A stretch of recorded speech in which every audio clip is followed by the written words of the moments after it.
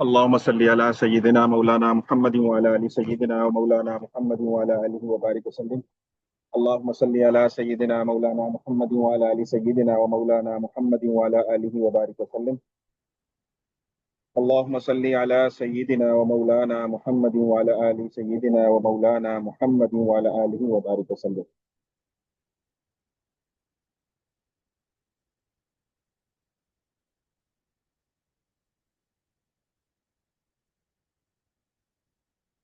सीरत तय्यबा सल्लल्लाहु अलैहि वसल्लम के मुबारक वाक़यात का सिलसिला चल रहा है, और इस सिलसिले में हमारी जो आज क्लास है वो 56वीं क्लास है। 56, अल्हम्दुलिल्लाह हमारी 55 क्लासें हो गई हैं, 56वीं क्लास है ये।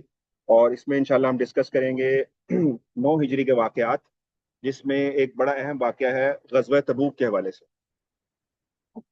गुज़िश्ता सबक में हमने 8 हिजरी के आखिर के वाक़यात पढ़े थे, समझे थे, सुना था, जिसमें एक बड़ा वाक़या ग़ज़वा हुनैन का था, जो कि मुत्तसिल था फ़तह मक्का के साथ। यानी फ़तह मक्का के बाद तकरीबन 15 रोज़ के बाद ग़ज़वा हुनैन का वाक़या हुआ, और ग़ज़वा हुनैन के साथ ही मुत्तसिल वाक़या ग़ज़वा ताइफ का हुआ। तो ग़ज़वा ताइफ का वाक़या जो था वो 8 हिजरी में हुआ था, जिसको हमने पिछले सबक में देखा था। और उसके बाद 9 हिजरी के अंदर हमने वाक़यात का कुछ आगाज़ किया था, जिसमें हमने कुछ सराया पढ़े थे। यानी नबी सल्लल्लाहु अलैहि वसल्लम ने कुछ जमातों को भेजा था मुख्तलिफ मिशंस के ऊपर। तो उस हवाले से वो मगाजी वाक़यात जो थे वो हमने पिछली क्लास में 9 हिजरी के अवाइल के अंदर देखे थे।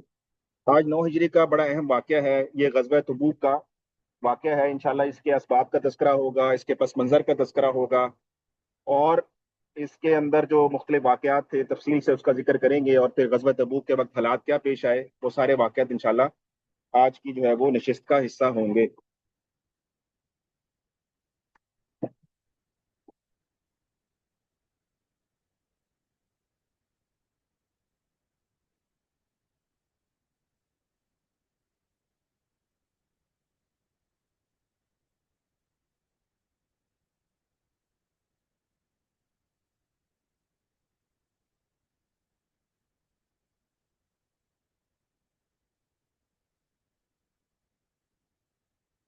ग़ज़वा तबूक, जिस तरह आपको मालूम है कि सीरत की वाक़यात के अंदर आपने बेशुमार ये एनालॉजी देखी होगी कि जिस जगह पर वो ग़ज़वा लड़ा जाता है या जंग लड़ी जाती है, अमूमन उसी के नाम से वो ग़ज़वा मंसूब हो जाता है। जैसे ग़ज़वा हुनैन अभी हमने पढ़ा रिसेंटली, तो उसमें वादी हुनैन के अंदर वो जंग हुई थी, तो इसलिए ग़ज़वा हुनैन कह दिया। ताइफ के अंदर लड़ाई हुई, ग़ज़वा ताइफ बन गया। बदर के अंदर हुई थी लड़ाई, ग़ज़वा बदर बन गया। ओहद के अंदर हुई थी, ग़ज़वा ओहद बन गया। इसी तरीके से तबूक भी एक जगह का नाम है, एक शहर का नाम है। सऊदी अरब का एक शहर है जो कि मदीना मुनव्वरा से तकरीबन आप समझ लें कि तकरीबन 650 या 700 किलोमीटर दूर है। तो 650 700 किलोमीटर ये शहर है, जिसको तबूक कहते हैं। तो तबूक के मुकाम पर ये जंग जो है वो लड़ी गई थी, जिसमें रसूलुल्लाह सल्लल्लाहु अलैहि वसल्लम बनफ्स नफीस शरीक हुए थे, इसलिए इसको गजवा कहा जाता है। और गजवा गजवा तबूक का नाम एक तो उसके इलाके की वजह से तबूक है। इसके बाद आप एक देख रहे होंगे ब्रैकेट में लिखा हुआ है जैशुल उसरा। उसरा कहते हैं तंगी को। तो इस वक्त जो गजवा तबूक के वक्त के जो हालात थे 9 हिजरी के मुसलमानों के, वो मुआशी एतबार से बहुत ज्यादा तंगी थी, बहुत ही ज्यादा कठिन सूरत हाल थी, जिसमें जो बुनियादी ज़रूरियात हैं खाने पीने के हवाले से, और इसी तरह फसलों के बागात के हवाले से खुशकसाली थी। तो मुसलमानों की जो माली हालत थी ना, वो बहुत ज़्यादा तंग थी। तो इस तंगी की वजह से भी इसको एक नाम दिया गया, जैशुल उसरा इसको नाम दिया गया। और ये नाम जो है वो अ, खुद कुरान पाक ने भी इस गजबे को ये नाम दिया है। जैसे कुरान पाक की एक आयत है जिसमें अल्लाह ताला फरमाते हैं, लक़द ताबल्लाहु अलन नबी वल मुहाजिरीन वल अंसार अल्लज़ीना तबऊहु फी साअतिल उसरा। तो साअतिल उसरा वो इसी गजवा तबूक की तरफ जो है वो अल्लाह ताला ने भी कुरान पाक में इशारा फरमाया, जिसमें अल्लाह ताला फरमाते हैं, यकीनन अल्लाह ने, नबी ने और इन मुहाजिरीन, अल्लाह ने नबी और अंसार और मुहाजिरीन पर मेहरबानी फरमाई, जिन्होंने तंगी की घड़ी में, साअतिल उसरा, तंगी की घड़ी में आपकी पैरवी की। तो ये कुरान पाक ने भी इसको जो है वो एक नाम दिया, जिसकी वजह से सीरत निगारों ने भी इसको जैशुल उसरा के नाम से जो है वो इसको जो है वो किताबों के अंदर जगह दी है।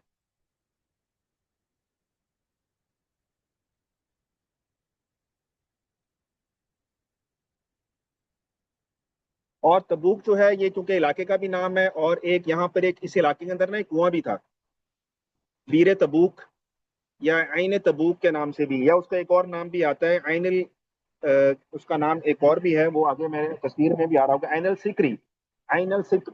یہ آپ دیکھ رہے ہیں تصویر، اگر میں اس تصویر کو آپ کو زوم کر کے دکھاؤں تو یہ تبوک کے مقام پر ایک کنواں ہے جس کے اوپر یہ ایرو میں نے لگایا ہوا ہے، یہ وہ کنواں ہے۔ یہ اس کنویں کا بھی ذکر جو ہے وہ اس سیرت کے واقعات میں آگے چل کر آئے گا، تو اس کنویں کی وجہ سے بھی اس کو جو ہے وہ بیر تبوک ہے یہ، یا عین تبوک ہے، اس کو جو ہے وہ اس لیے غزوہ تبوک بھی کہا جاتا ہے کہ یہ وہ کنواں ہے، مبارک کنواں ہے جس میں نبی صلی اللہ علیہ وسلم جب تشریف لے کر گئے، اس کا آگے تفصیل واقعہ آئے گا، لیکن ابھی صرف آپ کو بتانے کے لیے کہ نبی علیہ السلام نے اس کنویں مبارک پر جا کر، اور اس میں پانی کیونکہ بہت تھوڑا تھا تو صحابہ نے پانی کو جمع فرمایا نبی علیہ السلام کے حکم کے مطابق، اور پھر نبی صلی اللہ علیہ وسلم نے اس مبارک کنویں اس کے پاس جا کر جو ہے وہ اپنے ہاتھوں مبارک کو، اپنے ہاتھوں کو دھویا، اپنے ہاتھ مبارک کو دھویا، اور اپنے چہرے مبارک کو دھو کر وہ پانی جو ہے واپس اس میں انڈیل دیا، جس کے بعد یہ کنواں جو ہے وہ فوارے مارنے لگ پڑا، یعنی اتنی کثرت سے اس کے اندر جو ہے وہ پانی نکلنے لگ پڑا۔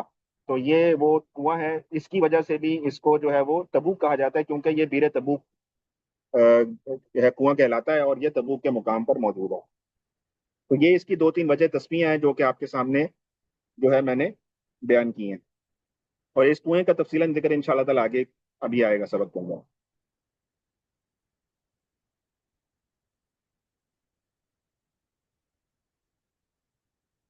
اور اس کے علاوہ یہ ہے کہ اس کا ایک نام میں نے آپ کو بتا دیا، غزوۃ العسرہ ہے، کیونکہ مسلمانوں کو انتہائی دشواری کا سامنا تھا یہاں پر، تنگی حالت معاشی اعتبار سے بہت ہی زیادہ مسلمانوں کی قلیل تھی، جس کی وجہ سے اس کو غزوۃ العسرہ کا نام دیا گیا، اور یہ قرآن پاک نے بھی اس کو سورہ توبہ کے اندر یہ نام دیا۔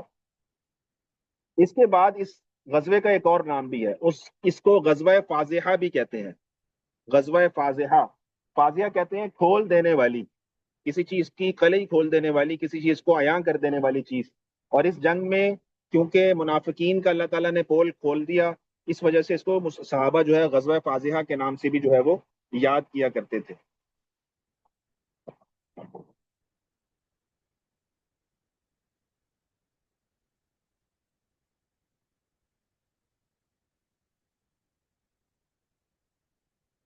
اچھا، یہ نقشہ آپ کے سامنے ہے۔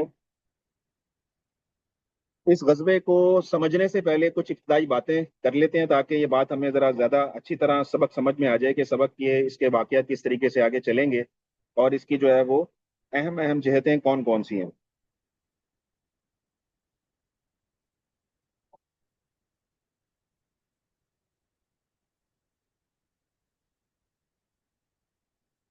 ایک بات تو آپ یہ سمجھیں کہ قرآن پاک کے اندر جتنے بھی غزوات کا ذکر ہے، ابھی تک ہم نے غزوہ بدر دیکھا، احد پڑھا، اسی طرح خندق کے بارے میں پڑھا، حنین کے بارے میں پڑھا، تو یہ جتنے بھی ہم نے غزوات کے بارے میں پڑھا ہے قرآن پاک میں، ان سب غزوات کا مختلف صورتوں کے اندر ذکر ہے جو کہ ان کے وقت پر آپ کے سامنے آتا رہا۔ تو غزوہ تبوک شروع کرنے سے پہلے ایک بات تو آپ یہ سمجھ لیں کہ قرآن پاک میں جس غزوے کا سب سے زیادہ ذکر آیا وہ یہ غزوہ تبوک ہے۔ قرآن پاک کی جتنی آیات اس غزوے کے حوالے سے نازل ہوئی ہیں، اتنی زیادہ آیات کسی اور غزوے کے بارے میں نازل نہیں ہوئی، تو یہ اس حوالے سے بڑا اہم ہے۔ اور اس میں جو دلچسپ بات یہ ہے کہ یہ غزوہ جو تھا یہ اس میں کوئی لڑائی نہیں ہوئی، کوئی قتال نہیں ہوا، کوئی جنگ نہیں ہوئی، یعنی یہ غزوہ تو یہ ہوتا ہے نا کہ کسی سے مسلمانوں کی کسی مخالف فریق کے ساتھ کوئی لڑائی ہو جائے، کوئی جنگ ہو جائے، اور وہاں قتال بھی ہو، وہاں پہ شہادتیں بھی ہوں، یہ سارے معاملات ہوتے ہیں غزوات کے اندر جیسے ہم نے دیکھا ہے اب تک، لیکن یہ واحد غزوہ ایسا ہے جس میں کوئی قتال نہیں ہوا، کوئی لڑائی نہیں ہوئی، لیکن اس کے باوجود قرآن پاک میں اس کے بارے میں بے شمار آیات ہے۔ تو اس کے یہ ایک تو بات آپ یہ جو ہے اس بات کو سمجھیں تھوڑا سا کہ اس کے بارے میں قرآن پاک میں سب سے زیادہ جو ہے وہ آیات جو ہے وہ بیان کی گئی ہیں۔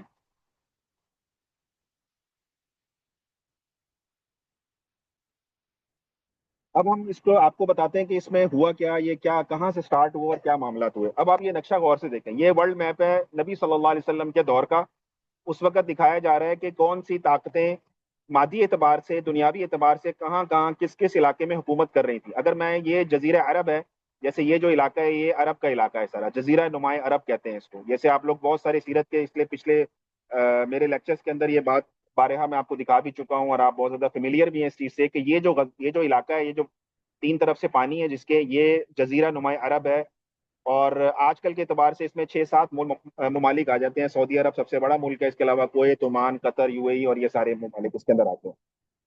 تو نبی صلی اللہ علیہ وسلم کے دور میں اس جزیرہ نمائے عرب کی 9 ہجری کے وقت کیا صورتحال ہے وہ میں آپ کو ابھی بتا دیتا ہوں۔ نبی صلی اللہ علیہ وسلم 9 ہجری تک کیا ہو چکا ہے کہ مکۃ المکرمہ فتح ہو چکا ہے، مدینہ المنورہ میں ویسے ہی مسلمان موجود ہیں، تو مدینہ سے لے کر مکہ تک یہ سارے کا سارا علاقہ اور اس کے دائیں بائیں کے جتنے علاقے ہیں یہ سارے مسلمانوں کے پاس ہیں۔ اور ابھی ریسنٹلی طائف فتح ہو چکا ہے، تو یہ جو طائف کا علاقہ ہے اور یہ سارا جو وادی اوتاس کا علاقہ ہے اور بنو ثقیف وغیرہ کے سارے علاقے، حنین وغیرہ کے سارے علاقے، یہ بھی مسلمانوں کے پاس ہے۔ تو گویا مدینہ سے لے کر جو شمال کی طرف، جنوب کی طرف کے علاقے ہیں سارے، مکہ تک اور پھر آگے تک، یہ سارے کے سارے مسلمانوں کے پاس ہیں۔ لیکن اگر ہم اس نقشے کو غور سے دیکھیں تو اس میں جو یہ شمال کی طرف علاقے ہیں، جیسے آپ کو یہاں پہ یہ پرپل کلر میں لکھا بھی نظر آ رہا ہے بیزنٹائن امپائر یا رومن امپائر، تو یہ بازنطینی گورنمنٹ کے جو علاقے ہیں یا یہ غسانی علاقے آپ کو نظر آ رہے ہیں، غسانیڈز جو غسانی حکومت ہے، غسانی سلطنت ہے، اس کے علاقے نظر آ رہے ہیں، یہ شمال کی طرف ہے، مدینہ منورہ سے شمال کی طرف کے علاقے ہیں۔ تو ان علاقوں میں ابھی تک مسلمانوں کا وہ ہولڈ نہیں ہے۔ تو اس کا نتیجہ کیا نکلتا ہے کہ مسلمان قافلے جب شام کی طرف جاتے ہیں، تجارتی قافلے شام کی طرف جاتے ہیں، تو یہ غسانی جو ہیں، کیونکہ یہ بھی رومن امپائر کے انڈر آتے ہیں، یہ جو غسان کا علاقہ آپ دیکھ رہے ہیں یہ بھی رومن امپائر کا ہی جو ہے وہ ان کے زیر نگرانی ہے یہ علاقہ بھی۔ تو مسلمانوں کے ساتھ یہاں پر عیسائیوں کی اکثریت ہے، عیسائیوں کی اکثریت ہے کیونکہ رومن خود بھی عیسائی تھے۔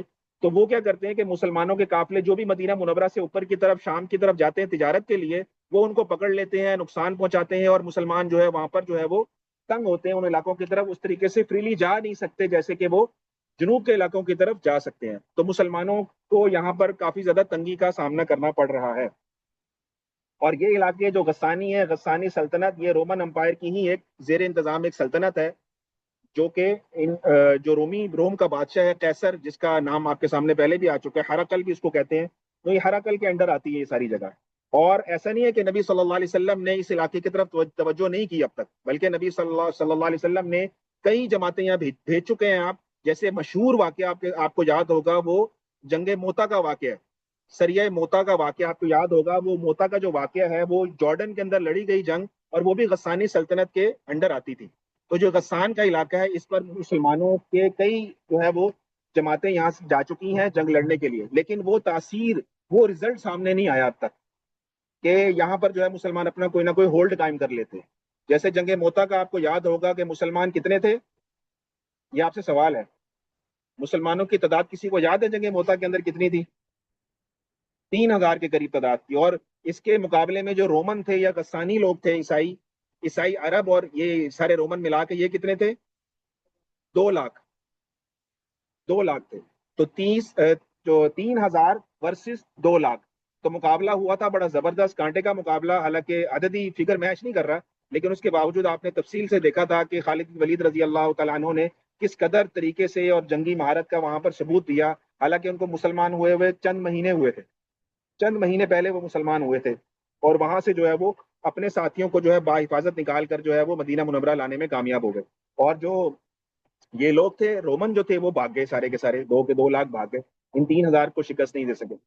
تو اس سے کیا ہوا کہ اس جنگ سے بھی کچھ نتیجہ تو نکلا کہ یہاں پر جو ہے مسلمانوں کا روب بیٹھ گیا رومنز کے اوپر، اور مسلمانوں نے جو ہے وہ جو ایک تاثر تھا رومیوں کا کہ رومیوں کو کوئی شکست نہیں دے سکتا، وہ تاثر جو تھا وہ مسلمان جنگ موتا میں ختم کرنے میں کامیاب کسی حد تک ہو گئے تھے۔ لیکن اس کے باوجود اس علاقے کے اندر ابھی بھی ایسے معاملات تھے، ایسے لوگ تھے، ایسی طاقتیں تھیں جو کہ مسلمانوں کو آزادانہ طور پر اس طرف، یعنی کہ عرب کے اور علاقوں کی طرف، یہ بھی عرب میں آتا ہے، تو یہ عرب کے اس علاقے میں مسلمان جو ہے وہ آزادی سے جا نہیں پا رہے تھے۔ تو نبی صلی اللہ علیہ وسلم نے اس کے علاوہ بھی کئی جماعتیں بھیجی ہیں، کئی سرایا بھیجے آپ نے، لیکن وہ رزلٹ نہیں نکلا۔ تو یہ جنگ تبوک وہ واحد غزوہ ہے اس موقع کے اعتبار سے کہ آپ سمجھیں کہ نبی صلی اللہ علیہ وسلم نے جب یہاں پر غسان کے اس غسانی سلطنت کے عین وسط کے اندر، تبوک بھی اسی علاقے میں آتا تھا، تبوک بھی اس غسانی سلطنت کا ایک سینٹر پوائنٹ تھا، تو نبی صلی اللہ علیہ وسلم مدینہ منورہ سے نکلے ہیں اور آپ نے سفر کیا 15 دن کا، 15 दिन आपका سفر تھا جو آپ یہاں پہنچے ہیں 800 کلومیٹر کے قریب، اور یہاں پر جو ہے وہ غسانی سلطنت کے عین وسط کے اندر تبوک کے علاقے میں نبی صلی اللہ علیہ وسلم نے پڑاؤ ڈالا۔ تو یہ وہ ایک بیک گراؤنڈ ہے جو کہ آپ کے ذہن میں ہونا چاہیے کہ نبی علیہ الصلوۃ والسلام چاہتے یہ تھے کہ جزیرہ نما پورا عرب جو ہے وہ مسلمانوں کے پاس آ جائے، اور پھر جو ہے وہ مسلمان اس جو اور باہر کی طاقتیں ہیں، یہ پرشین امپائر ہے یا رومن امپائر ہے، یعنی فارس کی سلطنت ہے یا رومیوں کی سلطنت ہے، اس سے پھر مسلمان جو ہے وہ آزادانہ طور پر ٹکر لے سکیں۔ لیکن اس کے لیے ضروری یہ ہے کہ پورے کا پورا عرب جو ہے وہ مسلمانوں کے پاس ہونا چاہیے۔ لیکن ابھی میں آپ کو بتا رہا ہوں کہ بوٹل نیک یہاں پر بنا ہوا ہے کہ یہ جو غسانی علاقہ ہے یہ مسلمانوں کے پاس نہیں ہے، اور جو آپ یہ والا علاقہ دیکھ رہے ہیں یہ بھی علاقہ مسلمانوں کے پاس نہیں ہے، لیکن یہ علاقہ ایک ایسا تھا جو کہ رومیوں کے انڈر نہیں تھا، بلکہ یہ آزاد لوگ تھے، یہ آزاد لوگ تھے۔ نہ یہ اوپر پرشین امپائر آپ کو نظر آ رہی ہے یلو کلر کے اندر، نہ یہ پرشین امپائر کے انڈر آتے تھے، نہ یہ رومن امپائر کے انڈر آتے تھے، بلکہ یہ آزاد لوگ تھے جو کہ قبائل جیسے قبائل ہوتے ہیں۔ تو یہاں سے تو مسلمانوں کو اتنا خطرہ نہیں تھا، لیکن بہرحال ان لوگوں نے کیونکہ رومن کے انڈر تھے یہ لوگ، اور روم کا جو بادشاہ ان کو کہتا تھا وہ یہ کرتے تھے، تو اس کی طرف سے ان کو ہدایات تھی کہ مسلمانوں کو جو ہے وہ ٹف ٹائم دینا ہے۔ کیوں ٹف ٹائم دینا ہے یہ آپ اچھی طرح سمجھتے ہیں کہ اس وقت دو سپر پاورز تھیں مادی اعتبار سے، ایک روم اور ایک پرشین امپائر۔ فارس کے لوگ اور روم کے لوگ، یہ دو اس وقت سپر طاقتیں تھیں۔ لیکن جب انہوں نے دیکھا کہ مسلمان ایک تیسری طاقت کے طور پر ابھر رہے ہیں، مسلمانوں نے کیا کیا؟ مسلمانوں نے مدینہ فتح کیا، مکہ فتح کیا، طائف فتح کیا، تو عرب کے آپ دیکھ لیں کہ 70% علاقے پہ مسلمانوں کی حکومت قائم ہو گئی۔ تو مسلمان ایک مستقبل کی ابھرتی ہوئی طاقت تھے جو کہ نظر آ رہے تھے ان دونوں پرشین امپائر کو بھی اور رومن امپائر کو بھی۔ تو وہ یہ بالکل نہیں چاہتے تھے کہ مسلمان جو ہے وہ اتنا پھل پھول جائیں کہ کل کو جو ہے وہ ہم پر حملہ کر کے ہماری حکومتیں بھی ہڑپ کر دیں اور ہمارے علاقے بھی ہڑپ کر دیں۔ تو اس مسلمانوں کی ابھرتی ہوئی قوت کو منجمد کرنے کے لیے، روکنے کے لیے اور ان کو سبوتاژ کرنے کے لیے جو ہے وہ یہ رومن جو تھے وہ غسانی سلطنت کی مدد سے جو ہے وہ مسلمانوں پر حملے کرتے رہتے تھے، مسلمانوں کو تنگ کرتے رہتے تھے۔ تو یہ وہ حالات بنے، یہ وہ واقعات بنے جس کے تناظر کے اندر جو ہے یہ غزوہ تبوک پیش آیا۔ غزوہ تبوک پر آگے بڑھنے سے پہلے ایک اور بات سمجھو۔ نبی صلی اللہ علیہ وسلم کی پیدائش سے اگر ہم شروع کریں کہ آپ علیہ الصلوۃ والسلام، دیکھیں یہ جو سیرت ہے یہ کوئی الف لیلہ کی کہانی نہیں ہے کہ میں آپ کو سنا رہا ہوں اور آپ سن رہے ہیں، یہ ایک درد کا نام ہے، یہ نبی صلی اللہ علیہ وسلم کے عشق کی داستان ہے، یہ نبی صلی اللہ علیہ وسلم کی زندگی کی محنتوں کی، آپ کی ریاضتوں کی، آپ کی جد و جہد کی ایک داستان ہے جس میں ہم لوگوں کے لیے بہت ساری نصیحتیں ہیں، بہت سارے سبق ہیں، اور ہم لوگوں کے لیے بھی بہت ساری اس کے اندر جو ہے وہ باتیں ہیں جس کو سمجھنے کی ضرورت ہے۔ یہ صرف نشستن گفتن برخاستن نہیں ہے کہ میں آیا، میں نے کچھ چیزیں دیکھی پڑھی، آپ کو سنائی، آپ نے سن لی اور ختم، نہیں، ایسی بات نہیں ہے، بلکہ یہ ہم چیزیں جو ہیں ان میں جو واقعات ہیں، ان میں جو دروس ہیں، یہ ہماری زندگی کا لازمی حصہ بننا چاہیے، تب جا کے ہمیں سیرت کے اسباق سے خاطر کا فائدہ ہوگا۔ تو نبی صلی اللہ علیہ وسلم کی زندگی کو اگر ہم دیکھیں تو آپ علیہ الصلوۃ والسلام کی زندگی مشقتوں سے عبارت ہے، بھری پڑی ہے۔ آپ علیہ الصلوۃ والسلام کی پیدائش کا واقعہ دیکھیں کہ آپ کی پیدائش سے پہلے ہی آپ کے والد صاحب دنیا سے چلے گئے، اور آپ کی پیدائش کے بعد آپ اپنی والدہ کی کفالت میں آ گئے، 6 سال کے بعد وہ بھی چلی گئیں، پھر آپ اپنے دادا کی کفالت میں آ گئے، 8 سال کے تھے، دادا بھی چلے گئے، اس کے بعد اپنے چچا کی کفالت میں آ گئے، پھر نبی صلی اللہ علیہ وسلم، ابھی ساری اسٹرگل چل رہی ہے زندگی کے اندر، یہاں تک کہ نبی صلی اللہ علیہ وسلم ایک 40 سال کی عمر کو پہنچتے ہیں اور اللہ تعالیٰ کی طرف سے آپ پر پہلی وحی آتی ہے، آپ بعثت کا اعلان فرماتے ہیں، سارا عرب آپ کے خلاف ہو گئے، جو صادق اور امین کہنے والے تھے وہ آپ کو پتھر مار رہے ہیں، برا بلا کہہ رہے ہیں، آپ کا سوشل بائیکاٹ کر رہے ہیں، آپ کی بچیوں کو طلاقیں ہو رہی ہیں، اور آپ کا حتیٰ کہ اپنے شہر میں رہنا جو ہے وہ جو دوبر ہو گیا، اور آپ صلی اللہ علیہ وسلم کو وہاں سے نکال دیا جاتا ہے اور آپ علیہ الصلوۃ والسلام ہجرت کرنے پر مجبور ہو جاتے ہیں۔ تو یہ کتنی مشقت نبی صلی اللہ علیہ وسلم کرتے کرتے کرتے، آپ اکیلے تھے جب مکہ مکرمہ سے نکلے ہیں، اور اس کے بعد جب آپ مکے میں دوبارہ انٹر ہوئے ہیں تو نبی صلی اللہ علیہ وسلم کے ساتھ کتنے لوگ تھے؟ کتنے لوگ تھے جب آپ واپس آئے ہیں مکے میں؟ 10,000 کے قریب لوگ تھے، گئے آپ اکیلے تھے، لیکن 8 سال کے بعد جب مکے واپس آ رہے ہیں آپ، تو آپ کے ساتھ 10,000 کا لشکر جرار ہے، اور اس 8 سالوں میں نبی صلی اللہ علیہ وسلم کو ایک دن بھی ایسا نہیں ملا جس میں نبی صلی اللہ علیہ وسلم نے آرام اور سکون سے کہا ہو کہ آج جو ہے وہ میرے زندگی میں بڑا مطمئن ہے، آج مجھے کوئی ٹینشن نہیں ہے۔ مستقل جو ہے وہ جد و جہد ہے، مستقل جد و جہد ہے ان 8 سالوں کے اندر۔ تو اب کیا 8 سالوں کے بعد کیا ہو چکا ہے؟ مکہ فتح ہو چکا ہے، مکہ فتح ہو چکا ہے، اب مدینہ سے لے کر طائف تک سارے کے سارے مسلمانوں کی حکومت ہے۔ تو میں آپ کو صرف یہ اینگل سمجھانا چاہ رہا ہوں کہ اس موقع پر ذہن میں ایک بات آتی ہے کہ یار 8 ہجری کا واقعہ ہو چکا ہے، فتح مکہ ہو چکا ہے، اب کیا ہوگا کہ نبی صلی اللہ علیہ وسلم کی زندگی میں آرام اور سکون ہوگا کہ اب تو بیٹھیں گے اور آرام سے حکومت کریں گے۔ لیکن کیا ہوا؟ 6 مہینے کے بعد یہ سفر آ جاتا ہے تبوک کا، بلکہ اس سے بھی پہلے فتح مکہ جب ہوتی ہے اس کے 15 دن کے بعد حنین کا سفر آ گیا۔ فتح مکہ ہوتے ہی حنین ہو گیا، حنین کے متصل طائف ہو گیا۔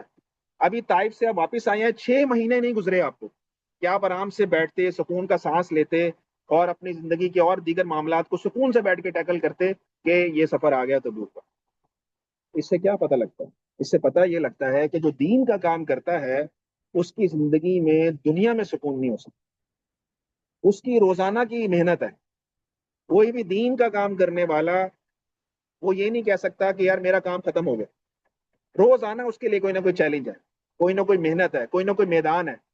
حتیٰ کہ یہ سارے کے سارے اگر آپ دیکھیں کہ ساری دنیا بھی نبی علیہ الصلوۃ والسلام کے دور میں مسلمان ہو جاتی، تب بھی یہ نہیں کہہ سکتے تھے کہ آپ نبی علیہ الصلوۃ والسلام کا کوئی کام نہیں ہے، بلکہ آپ کو ان کی اخلاقی طور پر محنت کرنے کی ضرورت آپ کو پیش آتی کہ وہ کام تو کبھی ختم ہو ہی نہیں سکتا اخلاقی طور پر روحانی اعتبار سے محنت کرنے کا۔ تو یہ جو دائی کی جو زندگی ہے نا وہ محنت کے ساتھ عبارت ہے۔ یہ میں اصل میں آپ کو اس پوائنٹ پر لانا چاہ رہا ہوں کہ اگر ہم دین کا کام کرنا چاہتے ہیں تو پھر ہمیں بھی یہ بات سمجھنی پڑے گی کہ ہمیں بھی روزمرہ کے اعتبار سے نت نئے چیلنجز کا سامنا کرنا پڑے گا، اور اس کو ہمیں ذہنی طور پر تیار رہنا پڑے گا۔ ہم یہ نہیں کہہ سکتے یار ہماری زندگی میں سکون ہی نہیں ہے، نہیں، دائی کے لیے روز کی محنت، روز کی محنت ہے۔ تو یہ نبی صلی اللہ علیہ وسلم کی زندگی کو اور آپ 9 ہجری کے اینگل سے آپ دیکھیں تو آپ کو یہ ساری کی ساری بات نظر آئے گی جو میں نے آپ سے بیان کی۔ اور 6 مہینے ابھی نبی علیہ السلام ابھی طائف سے واپس آئے ہیں، ابھی حنین سے واپس آئے ہیں، بیٹھے ہیں آ کے، 6 مہینے کے بعد یہ سفر پیش آ رہا ہے۔ اور اس سفر کا جو ہے وہ آغاز کیسے ہوتا ہے؟ اس سفر کا آغاز ایسے ہوتا ہے کہ نبی صلی اللہ علیہ وسلم کو یہ خبر ملتی ہے کہ جو کیسر روم ہے، جو یہ رومن کا امپائر کا جو بادشاہ ہے جس کا نام قیصر ہے یا ہرقل ہے، وہ کیا کرتا ہے کہ مسلمانوں کی ابھرتی ہوئی طاقت اس کو ہضم نہیں ہو رہی۔ وہ یہ کہہ رہا ہے کہ اگر مسلمانوں کو ہم نے کچھ اور موقع دیا تو یہ کرتے کرتے پورے جزیرہ نما عرب پر تو حکومت کر ہی لیں گے، اس کے بعد یہ آ کر ہم سے بھی ٹکرائیں گے اور ہمیں بھی پارا پارا کر دیں گے۔ اور آپ کو اچھی طرح یاد ہوگا کیونکہ آپ سیرت کے سبق کے شروع سے میرے ساتھ ہیں، آپ کو یاد ہوگا کہ ابھی ریسنٹلی ایک بہت بڑی جنگ ہو چکی ہے جس میں رومن امپائر اور پرشین امپائر آپس میں ٹکرا گئے، اور رومن جو تھے انہوں نے پرشین امپائر کو شکست دے دی ہے۔ تو اس کا مطلب یہ ہے کہ روم جو ہے وہ اس وقت دنیا کی، یعنی کہ 9 ہجری کی بات کر رہا ہوں، اس وقت دنیا کی سب سے بڑی طاقت بن چکے ہیں، کیونکہ انہوں نے جو سیکنڈ نمبر کی پرشین پاور تھی اس کو بھی ہرا دیا ہے، شکست دے دی ہے۔ اس وقت دنیا میں یعنی کہ آپ سمجھیں نبی صلی اللہ علیہ وسلم کے 9 ہجری کے دور کے وقت آپ یہ سمجھیں کہ عیسائی جو ہیں، رومن عیسائی تھے، اور پرشین جو تھے مجوسی تھے، آگ کی پوجا کرنے والے تھے۔ تو جو عیسائی تھے اس وقت وہ دنیا کی مادی اعتبار سے سب سے بڑی طاقت بن چکے ہیں۔ اس لیے عیسائیوں کو یہ ہضم نہیں ہو رہا کہ مسلمان جو ہے وہ اس جزیرہ نما عرب میں جو ہے وہ پھلے پھولیں اور اپنے دین کی محنت کریں اور علاقے کے علاقے فتح کر کے اپنی حکومت چین اور سکون سے کریں۔ تو ہرقل نے کیا کیا؟ ہرقل نے اپنے لوگوں کو تیار کیا اور ایک بہت بڑا لشکر اس نے تیار کیا، اور تیار کر کے اس کا پلان یہ تھا کہ مدینہ منورہ پر حملہ کیا جائے۔ نبی صلی اللہ علیہ وسلم کو یہ اطلاع ملتی ہے، اور آپ کو اطلاع دینے والے کون ہوتے ہیں؟ آپ کو اطلاع دینے والے کچھ شام کے وہ سوداگر تھے جو کہ شام گئے ہوئے تھے تجارت کے لیے، اور وہ کیا کرتے تھے کہ زیتون کا تیل بیچنے کے لیے مدینہ آیا کرتے تھے، شام سے زیتون کٹھے کرتے تھے اور تیل بیچنے کے لیے، تو تیل کے سوداگر تھے اصل میں وہ، تو تیل بیچنے کے لیے وہ مدینہ منورہ آئے۔ تو مدینہ منورہ جب آئے تو ان کے ذریعے سے نبی صلی اللہ علیہ وسلم کو یہ خبر ملی کہ ہرقل جو کہ روم کا بادشاہ ہے وہ ایک عظیم الشان لشکر لے کر آ رہا ہے اور آپ کے مقابلے کے لیے تیار ہے، اور مدینہ منورہ اس کی چڑھائی کا اس کا چڑھائی کا جو ہے وہ ارادہ بن چکا ہے۔ اور یہی نہیں بلکہ انہوں نے یہ کہا کہ یہ بھی اطلاع دی کہ ایک علاقہ ہے اس کا نام ہے بلقا۔ اگر آپ یہ دیکھیں کہ یہ اردن کے پاس ایک علاقہ ہے بلقا، تو یہ بلقا کے اندر اس کا ایک لشکر کا جو مقدمہ ہے، یعنی کہ آپ کو پتہ ہے لشکر کے 5 حصے ہوتے ہیں، مقدمہ وہ حصہ ہوتا ہے جو سب سے آگے ہوتا ہے، تو اس کا جو مقدمہ جیش ہے وہ بلقا میں پہنچ چکا ہے۔ اور یہ بھی انہوں نے بتایا، نبی علیہ الصلوۃ والسلام کو یہ بھی خبر ملی کہ ہرقل نے کیا کیا ہے کہ اپنی فوج کو 1 سال کی تنخواہیں بھی ایڈوانس دے دی ہیں اپنی فوج کو 1 سال کی تنخواہیں بھی اس نے ایڈوانس تقسیم کر دی ہیں کہ اب دل لگا کر یہ فوج جو ہے وہ لڑے اور مسلمانوں کو جو ہے وہ زبردست قسم کا نقصان پہنچا۔ تو نبی صلی اللہ علیہ وسلم کو جب یہ خبر ملی تو نبی صلی اللہ علیہ وسلم نے صحابہ کو فوراً جو ہے وہ حکم دیا کہ تیاری کرنی ہے، اور جو ہے وہ اس کی جو ہے وہ جنگ کی جو ہے وہ تیاری کرنی ہے، اور یہی نہیں کہ ہم ان کا مدینہ آنے کا انتظار کریں گے، بلکہ ہم جو ہے وہ دفاعی جہاد، اقدامی جہاد کریں گے، اور ہم جائیں گے ان کی طرف لڑنے کے لیے اردن۔ تو نبی صلی اللہ علیہ وسلم نے ان کو یہ موقع ہی نہیں دیا کہ وہ پورا لشکر لے کر مدینہ منورہ پر چڑھائی کرتے، اس لیے نبی صلی اللہ علیہ وسلم جو ہے وہ مدینہ منورہ سے نکلے ہیں۔ جیسے یہ اگر آپ نقشے میں دیکھ رہے ہیں مدینہ منورہ، تو یہ نبی صلی اللہ علیہ وسلم کا لشکر نکلا ہے، اور مختلف علاقوں سے ہوتا ہوا نبی علیہ الصلوۃ والسلام تبوک کے علاقے پر آپ علیہ الصلوۃ والسلام نے اپنا جو ہے وہ پڑاؤ ڈالا۔ تو یہ اس کا بیک گراؤنڈ ہے اس پورے واقعات کا، کہ اس میں نبی علیہ الصلوۃ والسلام نے اس طرح کی اسٹریٹجی اس میں جو ہے وہ اپنائی۔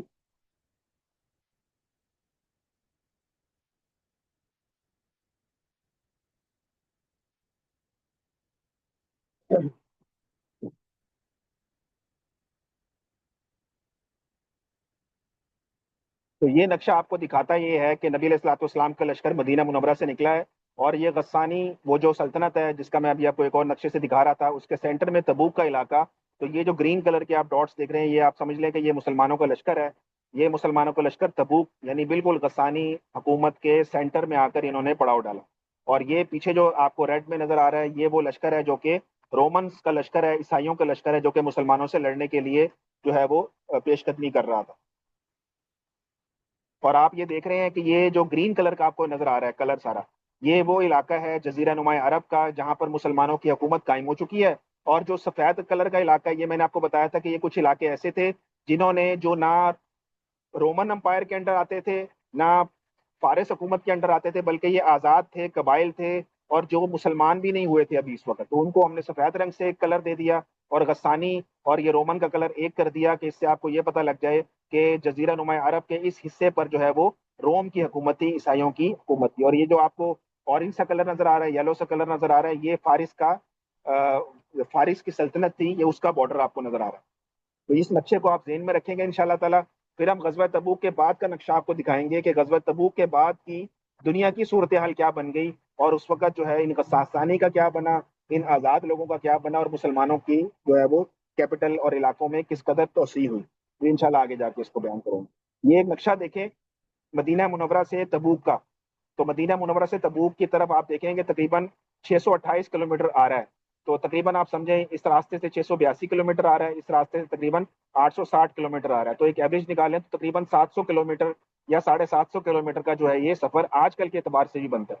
تو اس وقت تو اونٹوں کا سفر تھا، اور صحرائی سفر تھا، اس طرح کے پکے سڑکیں تو تھے ہی نہیں۔ تو نبی صلی اللہ علیہ وسلم کو 15 دن جانے میں لگے۔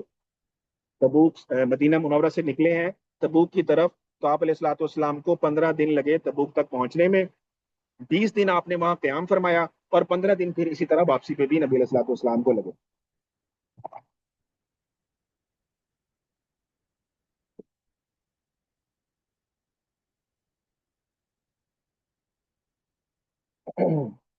تو میں نے آپ کو بتا چکا ہوں کہ مدینہ سے اب جب واپس آئے ہیں مدینہ طائف سے، تو 6 مہینے کے بعد 9 ہجری میں رجب کے مہینے میں یہ غزوہ تبوک یعنی جیش العسرہ کا واقعہ پیش آیا تھا۔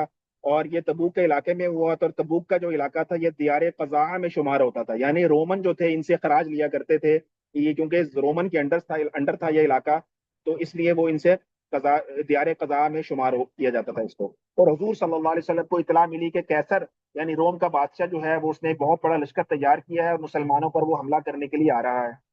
اور اس غزوے کے وقت میں نے آپ کو بتایا کہ مسلمانوں کے جو معاشی حالات تھے بہت زیادہ خراب تھے، بہت ہی زیادہ حالات جو تھے مسلمانوں کے معاشی اعتبار سے تنگ تھے۔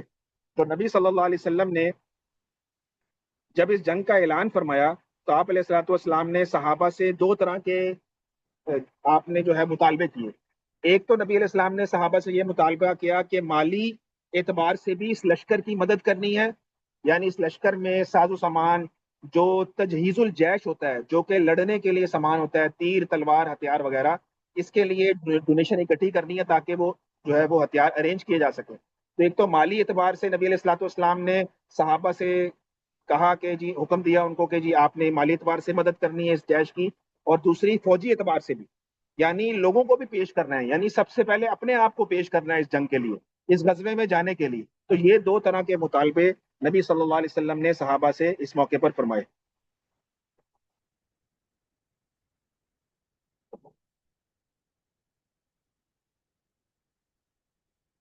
اچھا، یہ جو جس موسم میں یہ ہوا ہے نا، رجب کے مہینے میں، اس وقت مدینہ منورہ کے حالات یہ تھے کہ سخت گرمی تھی، شدید گرمی، کھانے کی قلت، پانی کی قلت، شدید گرمی، اور اوپر سے کیا، ایک اور امتحان کہ مدینہ میں طویل عرصے سے خشک سالی چل رہی تھی۔ یہ وہ واحد سال تھا جس سال مدینے کی، کیونکہ آپ کو پتا ہے زیادہ تر گزر بسر ہوتی تھی کھجوروں کے اوپر، تو کھجوروں کی فصل کے پکنے کا وقت بالکل قریب تھا، بالکل چند دنوں کے بعد کھجوریں پکی ہوئی تھیں، چند دنوں کے بعد ان کی کٹائی کا وقت تھا کہ جو صحابہ تھے، جن کے کھیت تھے، جن کے مزرے تھے، انہوں نے جو ہے وہ کھجوریں جو ہے وہ کاٹنی تھی۔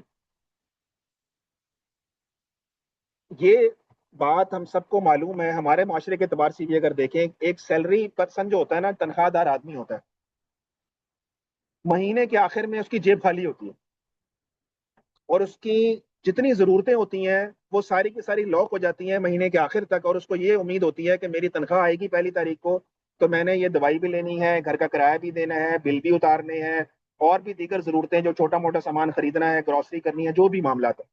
تو ایک عام تنخواہ دار آدمی کے بھی امیدیں ہوتی ہیں مہینے کے آخر سے کہ میری تنخواہ جو ہے آنے والی، اور میری ضرورتوں کا انتظام جو ہے پورا ہوگا۔ بالکل اسی تناظر میں اگر ہم دیکھیں کسانوں کو، تو کسان جو ہوتا ہے اس کو ابھی سارے کی ساری جو امید ہوتی ہے اپنی فصل کے پکنے کے وقت ہوتی ہے کہ میری فصل پک رہی ہے، اس کی میں کٹائی کروں گا، کٹائی کر کے مارکیٹ میں بیچوں گا، اور سارے سال کا جو قرضہ میرے اوپر ہے وہ میں نے اس فصل کے جو ہے وہ کمائی سے جو ہے اتارنا ہے۔ جو سال کی ساری ضروریات ہوتی تھیں، کیونکہ فصل سال بہ سال کا سال ہوتی تھی، تو سال کے پورے سائیکل کے اندر جتنی ضرورتیں ہوتی تھیں وہ رک جاتی تھی فصل کے پکنے پر، اور جب فصل پک جاتی تھی تو اس سے جو کمائی آتی تھی اس سے وہ اپنے خراجات کو کسان جو ہے پورا کرتا ہے۔ یہ آج ہم سب کو پتہ ہے، یہ بات ہم عام ہمارے معاشرے کی بات ہے۔ تو آپ بالکل اسی تھیم کو ذہن میں رکھیں کہ صحابہ اکرام کی جتنی ضروریات ہیں، جتنی معاشی اعتبار سے ضرورتیں ہیں، وہ ساری کی ساری لاک ہو گئی ہیں کھجوروں کی فصل کے ساتھ، کہ کھجوروں کی فصل پک رہی ہے، بالکل نظر آ رہی ہے پکتی بھی، اور اب کٹائی کا وقت آ چکا ہے۔ اب ہم نے یہ کھجوریں کاٹنی ہے، اور اس کو جو ہے خود بھی استعمال کرنا ہے، اور مارکیٹ میں جا کر سیل کرنا ہے، جس کے بعد ہمارے پاس چند پیسے آئیں گے جس سے ہم نے سارے سال کی اپنی ضرورتوں کو پورا کرنا ہے۔ لیکن اس کے مقابلے میں جب غزوہ تبوک کا نبی علیہ السلام نے اعلان فرمایا، تو یہ کوئی چھوٹا سفر نہیں تھا، 800 کلومیٹر کا سفر ہے تقریباً، اور 15 دن جانے کے ہیں، پھر وہاں نہ جانے کتنا وقت لگے گا، 15 دن آنے کے ہیں، تو 1.5 2 مہینے کا یہ پورا پروسیس ہے۔ تو 2 مہینے کے بعد جب ہم واپس آئیں گے تو ان پکی ہوئی کھجوروں کا کیا حال ہوگا؟ یہ تو خراب ہو جائیں گی ساری۔ فصل اگر لگی رہے درخت کے ساتھ یا اپنے خوشوں کے ساتھ تو وہ کچھ عرصے کے بعد خراب ہونا شروع ہو جاتی ہے۔ تو ایک طرف یہ بھی امتحان تھا، ایک طرف خشک سالی، معاشی تنگی، گرمی کا موسم، پانی کی قلت، اور دوسرا یہ معاشی اعتبار سے یہ امتحان مسلمانوں کے اوپر کہ بالکل فصل جو ہے پکی کھڑی۔ تو ان حالات کے اندر، ان کٹھن حالات کے اندر جو ہے یہ غزوہ جو ہے وہ انجام پا رہا ہے۔ آپ سمجھیں اس بات کو۔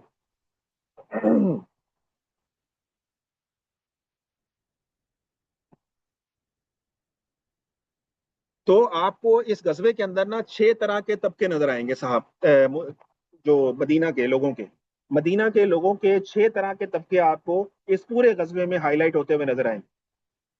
پہلا طبقہ، پہلا طبقہ تو وہ تھا کہ نبی صلی اللہ علیہ وسلم نے جو ہی غزوے کا اعلان فرمایا کہ ہم نے تبوک کی طرف جانا ہے اور اس طرح سے عیسائیوں سے مقابلہ ہے، تو پہلا طبقہ میں تو وہ لوگ تھے جو سچے مسلمان تھے، جو سچے جانثار تھے، جنہوں نے بغیر سوچے، بغیر چون چرا کیے، بغیر توقف کیے فوراً حامی بھر لی۔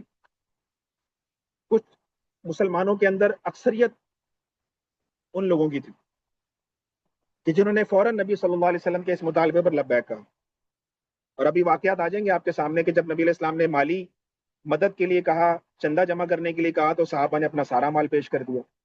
اور جب نبی علیہ السلام نے جب فوجی اعتبار سے، عددی اعتبار سے، قوت کے اعتبار سے جو ہے وہ کہا تو لوگوں نے اپنے آپ کو پیش کر دیا فوراً۔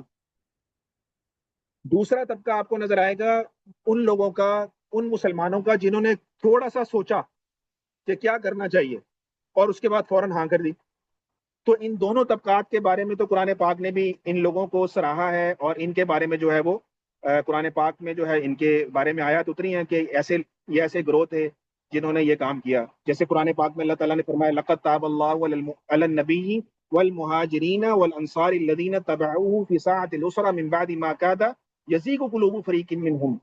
اللہ تعالیٰ کہہ رہے ہیں کہ یقیناً اللہ نے نبی اور ان مہاجرین اور انصار پر مہربانی فرمائی جنہوں نے تنگی کی گھڑی میں آپ کی پیروی کی، بعد اس کے کہ ان میں سے ایک گروہ کے دل بہک جانے کو تھے۔ یہ دوسرے طبقے کی بات ہو رہی ہے، یعنی جنہوں نے تھوڑا سا توقف کیا ان کے بارے میں اللہ تعالیٰ کہہ رہے ہیں کہ ایک گروہ ایسا بھی تھا کہ ان کے دل بہک جانے کو تھے، پھر اللہ نے کیا کیا؟ اس پر مہربانی کر دی، ان پر مہربانی کر دی، بے شک وہ ان پر بہت شفقت کرنے والا، نہایت رحم کرنے والا۔ تو جو پہلے دو طبقے تھے ان کے بارے میں قرآن نے ان کو کلیئر کر دیا کہ اللہ تعالیٰ نے ان پر مہربانی کر دی اور اللہ تعالیٰ بڑی مہربانی کرنے والے ہیں۔ تیسرا طبقہ کون تھا؟ تیسرا طبقہ ان بیماروں کا تھا، ان معذوروں کا تھا، اور ان لوگوں کا تھا جن کو نبی علیہ الصلوۃ والسلام نے خود مدینے میں کسی وجہ سے چھوڑا۔ جیسے ان کے بارے میں بھی قرآن نے کہا ہے کہ جو بیمار ہے، جو معذور ہے، اس کو کوئی شرعی عذر ہے کہ وہ اس غزوے میں بے شک نہ جائے۔ تو یہ تیسرا طبقہ وہ تھا جو اس غزوے میں اس لیے نہیں گیا کہ وہ معذور تھا، بیمار تھا، یا اس کے پاس زیادہ راہ ہی نہیں تھا اس سفر میں جانے کا۔ اتنا لمبا سفر تھا، بغیر سواری کے جا نہیں سکتے۔ تو ابھی آپ کے سامنے واقعات آ جائیں گے کہ لوگ روتے دھوتے نبی علیہ الصلوۃ والسلام کے پاس آتے تھے کہ یا رسول اللہ میرے پاس سواری نہیں ہے، آپ میرے لیے سواری کا انتظام کر دیں، میں آپ کے ساتھ جانا چاہتا ہوں۔ تو نبی علیہ السلام نے کہا سواری تو میرے پاس بھی نہیں ہے، میں تمہارا کہاں سے انتظام کروں؟ تو ایسے لوگ روتے روتے جو ہے وہ چلے جاتے تھے۔ ان کے بھی واقعات ابھی آپ کے سامنے آ جائیں گے۔ اور انہی میں وہ طبقہ بھی ہے جن کو نبی صلی اللہ علیہ وسلم نے کسی وجہ سے خود روک دیا تھا مدینہ میں۔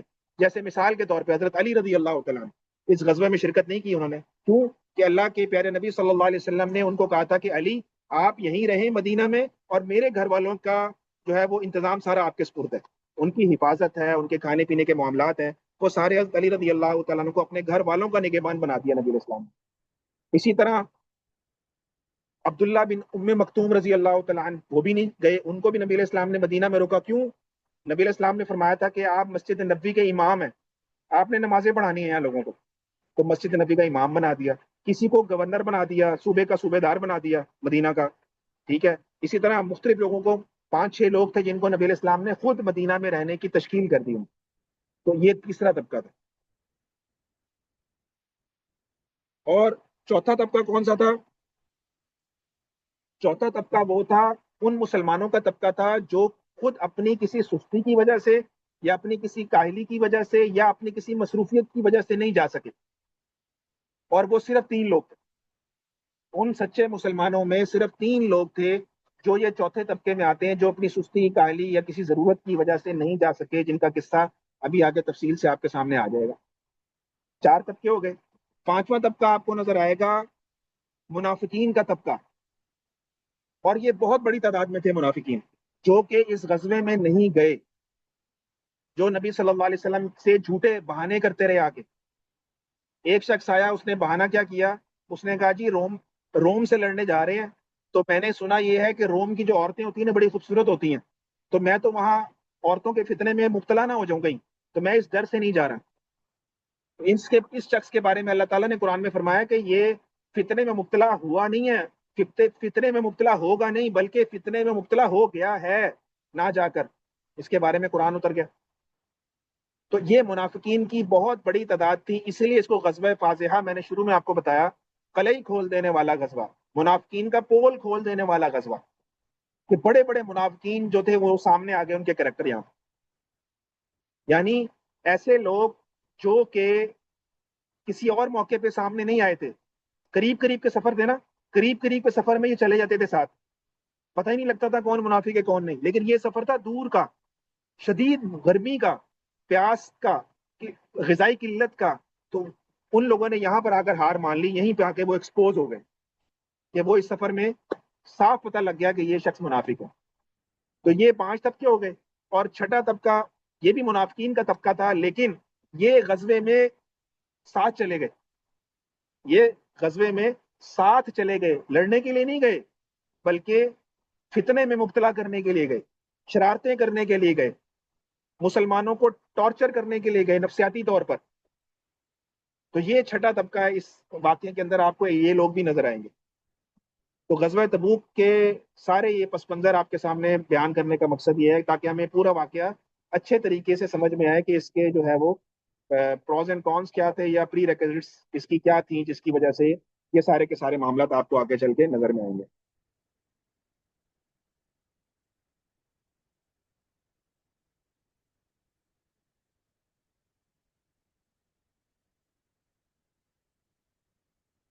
پھر آپ یہ دیکھیں ایک اور اس میں تفصیل کیا ہے. ایک تفصیل اس میں یہ بھی ہے کہ دیکھیں اب تک مسلمانوں کی جتنی لڑائی ہوئی ہے، جتنے بھی 9 ہجری تک کے آپ نے واقعات دیکھے ہیں، ایک بھی واقعہ یعنی ایک بھی غزوہ غیر قوم سے نہیں ہوا. عرب کے اندر لڑائیاں ہو رہی، جزیرہ نما عرب کے اندر ہے، احد ہے، بدر ہے، خندق ہے، حنین ہے، فتح مکہ ہے، یہ سارا عرب کے اندر لڑا جا رہا ہے اور عرب کے لوگوں سے لڑا جا رہا ہے. کیا ہو رہا ہے؟ لوگ ایک دوسرے کو جانتے ہیں، بے شک مذہبی طور سے مختلف خیالات کے مالک ہیں، لیکن آپس میں رشتہ داریاں بھی ہیں، زبان بھی ایک ہے، رہن سہن بھی تقریباً ایک جیسا ہے، ایک دوسرے کو پہچانتے ہیں، ایک دوسرے سے پہلے اتنا زمانہ جاہلیت میں لڑ چکے ہیں کہ جنگی اسٹریٹجیز ایک دوسرے کی سب کو معلوم ہے کہ کس نے کس طرح سے جنگ لڑنی ہے، کس نے کس طرح سے مقابلہ کرنا ہے، سارے ایک دوسرے کو جانتے ہیں. لیکن یہ واحد غزوہ ایسا ہے، غزوہ تبوک، جس میں جنگ اپنوں سے نہیں ہے بلکہ غیروں سے ہے. مسلمانوں کی اس سے پہلے عیسائیوں سے براہ راست دو بدو اتنے بڑے پیمانے پر کبھی جنگ نہیں ہوئی. تو ہمیں پتہ ہی نہیں دشمن کیسا ہے، اس کے پاس کس قسم کے ہتھیار ہیں، اس کی ذہنی سطح کس طرح کی ہے، وہ کس طرح سے جو ہے وہ جنگی اسٹریٹجی بناتا ہے، اس کی زبان کیسی ہے، اس کا چال ڈھال کیسا ہے، کچھ نہیں پتا. تو ایک یہ بھی پس منظر آپ ذہن میں رکھیں کہ یہ غزوہ تبوک جو ہے اس حوالے سے بھی بہت زیادہ مختلف غزوہ ہے باقی غزوات سے. اسی لیے قرآن پاک میں اس غزوے کا سب سے زیادہ ذکر ہے. تو میں نے آپ کو یہ بتایا کہ اس غزوے میں لڑائی ہوئی ہی نہیں. وہ آگے تفصیل آ جائے گی کیوں نہیں ہوئی. تو پھر جب لڑائی ہی نہیں ہوئی، سوال یہ بنتا ہے آپ کی طرف سے پھر قرآن پاک میں اتنا زیادہ ذکر کیوں آیا اس کا؟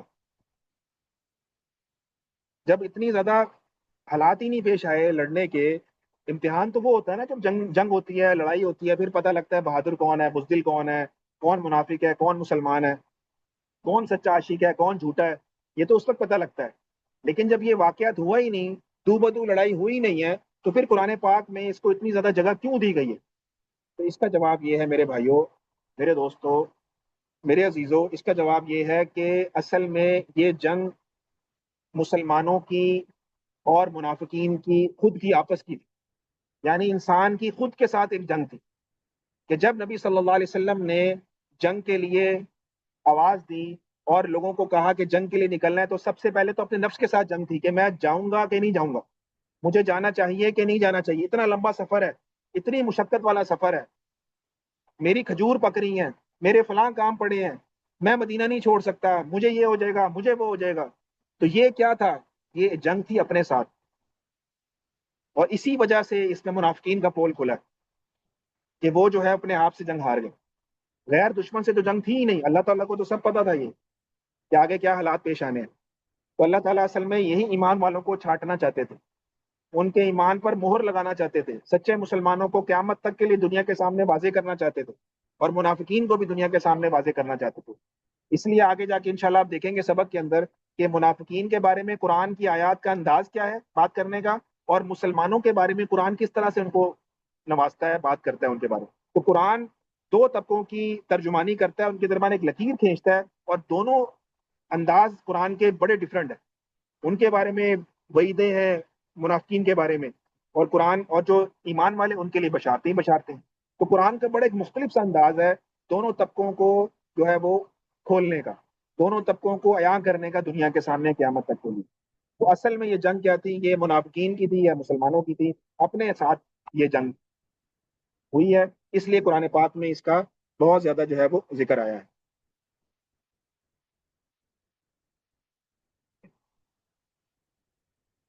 تو میں نے آپ کو یہ بتایا کہ اس غزوے میں کیونکہ معاشی طور پر کافی زیادہ تنگی تھی مسلمانوں کی اور سفر بھی دور کا تھا، تو اس لیے نبی صلی اللہ علیہ وسلم نے صحابہ کو جمع فرمایا اور بہترین نبی علیہ السلام نے دل سوز قسم کی بات کی صحابہ کے سامنے، اور ان کو ترغیب دلائی جہاد کے لیے بھی اور اللہ کے راستے میں مال خرچ کرنے کی بھی۔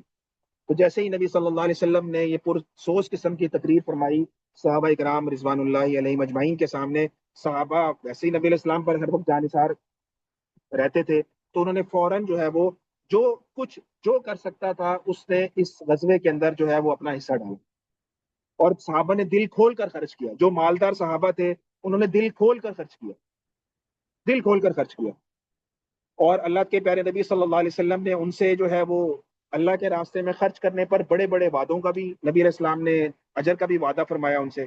بہرحال اس میں ہر کسی صحابی نے اپنی ہمت کے بقدر جو ہے وہ خرچ کیا، اور ان سب خرچ کرنے والوں میں کون بازی لے گیا؟ کوئی نام بتا سکتا ہے ان کا؟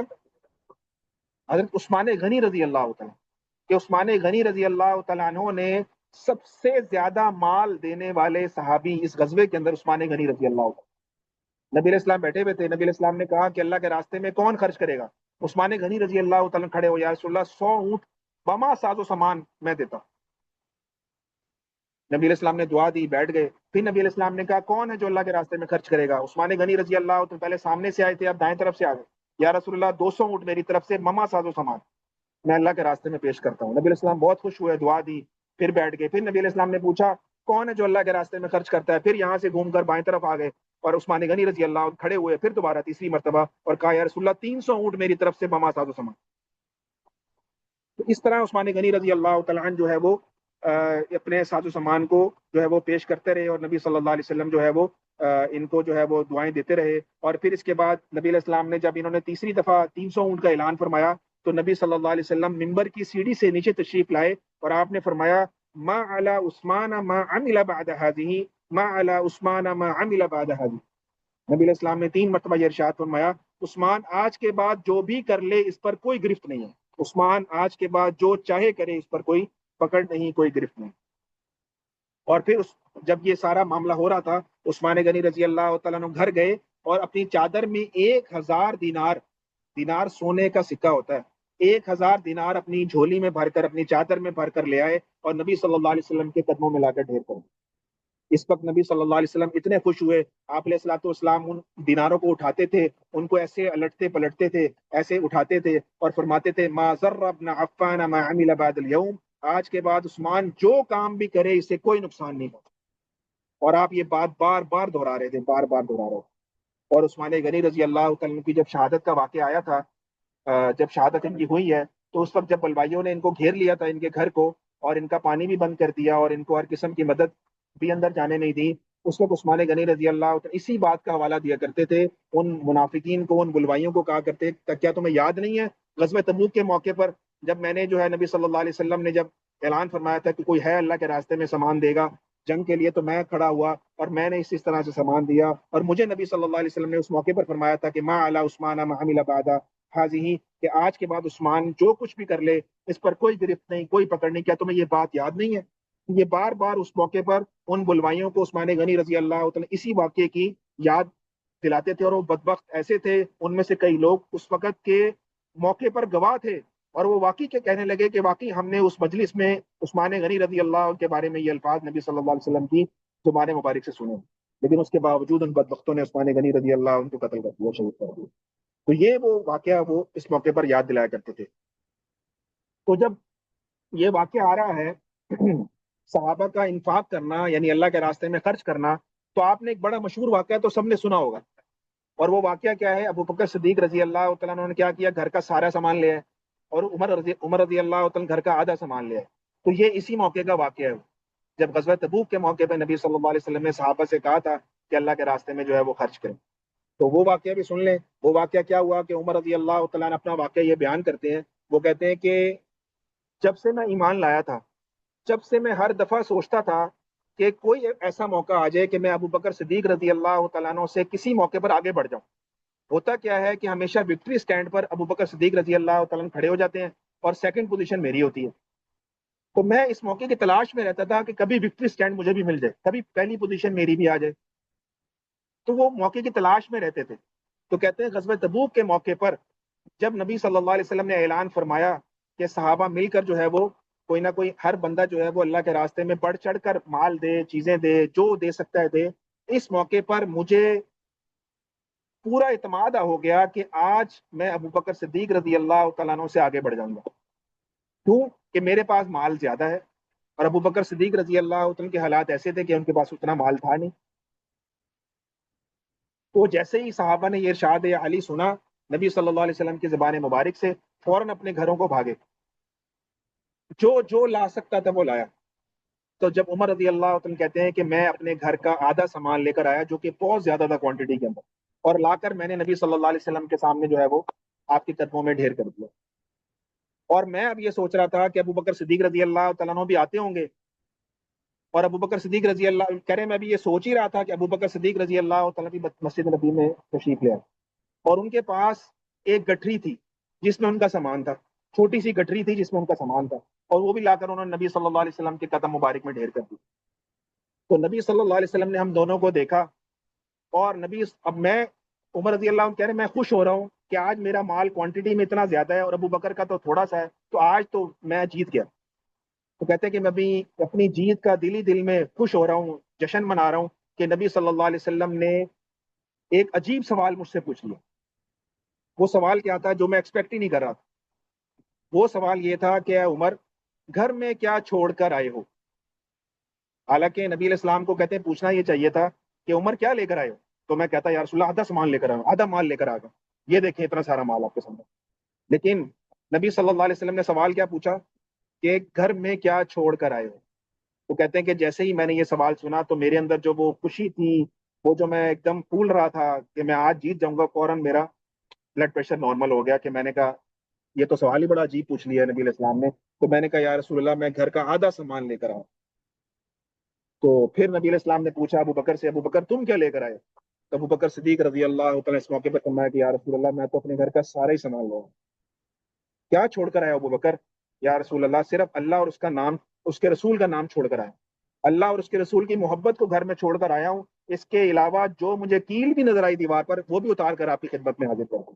اور اس کتابوں میں لکھا ہوا ہے، کتاب میں یہ بھی لکھا ہوا ہے کہ جو اپنا لباس تھا ابو بکر صدیق رضی اللہ عنہ وہ بھی اتار دیا، اور اتار کر ٹاٹ کا لباس پہن لیا، اور ببول کے کانٹے لگا دیے اس کے اندر بٹنوں کی جگہ پہ، اور وہ ٹاٹ کا لباس پہن کر نبی صلی اللہ علیہ وسلم کی خدمت میں آ رہا، یعنی اپنا لباس بھی جو ہے وہ اللہ کے نبی صلی اللہ علیہ وسلم پر نچھاور کر دیا۔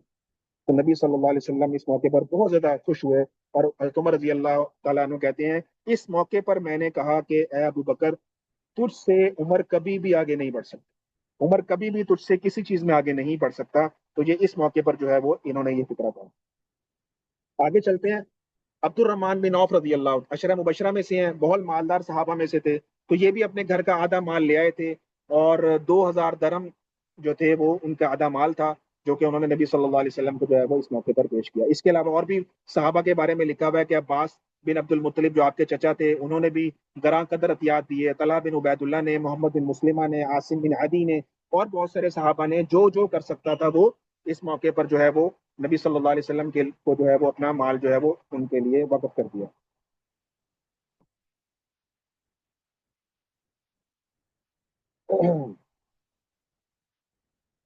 اچھا، ایک صحابی کا واقعہ آتا ہے اس موقع پر جہاں پر بہت سارے لوگ اپنا مال خرچ کر رہے تھے نا، ایک صحابی اور ہے، ان کا نام ہے حضرت عاصم رضی اللہ تعالیٰ عنہ۔ انہوں نے 13,000 کلو کھجور دی، 13,000 کلو۔ اچھا، اس موقع پر نا منافقین بھی بیٹھے ہوئے سارا تماشا دیکھ رہے تھے، سارا منظر دیکھ رہے تھے، اور ان کا کام کیا تھا؟ ان کا کام تھا تانے دینا، باتیں کرنا، مسلمانوں کو ٹارچر کرنا، نفسیاتی طور پر تنگ کرنا۔ تو وہ جو بھی مال لے کر آ رہا ہوتا نا اس کو دیکھتے تھے کہ کیا لا رہا ہے، اور اس کے مذاق اڑایا کرتے تھے۔ تو جب یہ عاصم رضی اللہ تعالیٰ 13,000 کلو کھجوریں لے کر آئے نا نبی علیہ الصلوۃ والسلام کے پاس، اور جب انہوں نے پیش کی تو منافقین کہنے لگے دیکھو یہ کیا کر رہا ہے، یہ دکھلاوا کر رہا ہے، یہ ریاکاری کر رہا ہے، یہ دیکھو ریاکار۔ اس طرح کے تانے جو ہے وہ ان پر جو ہے وہ کسنا شروع ہو گئی۔ اچھا، ابھی یہ باتیں ہو رہی ہیں، ایک اور صحابی آئے ابو عقیل رضی اللہ تعالیٰ عنہ۔ یہ کتنی لائے تھے کھجوریں عاصم؟ 13,500 کلو۔ اور حضرت ابو عقیل کے بارے میں بتانے لگا ہوں آپ کو، وہ کتنی لائے؟ صرف 3.5 کلو۔ کہاں 13,500 کے جی، کہاں پہ 3.5 کے جی؟ تو وہ 3.5 کے جی کھجور لے کر آئے اور کہنے لگے یا رسول اللہ میرے پاس مال کوئی نہیں تھا، سارا دن میں نے محنت مزدوری کی ہے، محنت مزدوری کرنے کے بعد جو مجھے میری سیلری ملی ہے، جو روز کی مجھے جو کمائی ملی ہے، اس سے میں نے یہ کھجوریں خریدی ہیں 7 کلو، اور 3.5 کلو میں اپنے بچوں کو گھر دے کر آیا ہوں، اور اس میں سے آدھی کھجوریں جو ہے آپ کی خدمت میں لا کر میں نے پیش کرا۔ ایسے صحابہ بھی تھے کہ جن کے پاس جو تھا انہوں نے لا کر نبی صلی اللہ علیہ وسلم کی خدمت میں پیش کر دیا۔ تو جب یہ انہوں نے 3.5 kg دی تو جو منافقین بیٹھے ہوئے تھے وہ ہنسنے لگ پڑے اور کہنے لگ پڑے ایک دوسرے سے، بھلا اس کی کیا ضرورت تھی، اس کا کیا فائدہ ہے، یہ 3.5 kg کھجور کیا کرے گی۔ اس طرح کی باتیں انہوں نے کرنا شروع کر دی کہ لیکن نبی صلی اللہ علیہ وسلم بالکل ان کی باتوں سے متاثر نہیں ہوئے، اور آپ علیہ الصلوۃ والسلام نے اپنے ساتھی کی ایسی دلجوئی کی ہے، ایسی دلجوئی کی کہ نبی علیہ الصلوۃ والسلام نے بڑی خوشی سے ان کا ہدیہ قبول کیا، اور ان کو یہ فرمایا کہ یہ جو 13,500 kg کی ڈھیریاں لگی ہوئی ہیں نا، اپنی کھجوریں 3.5 کلو لو اور 2 2 4 4 ہر ڈھیری کے اوپر رکھتے چلے جاؤ۔ تو ان کی ساری کھجوریں اس طرح سے سب ڈھیریوں کے اوپر جو ہے نبی صلی اللہ علیہ وسلم ڈسٹریبیوٹ کروا۔ تو اس موقع کے اوپر جو ہے وہ یہ واقعہ بھی جو ہے وہ اس موقع پر جو ہے وہ پیش آیا۔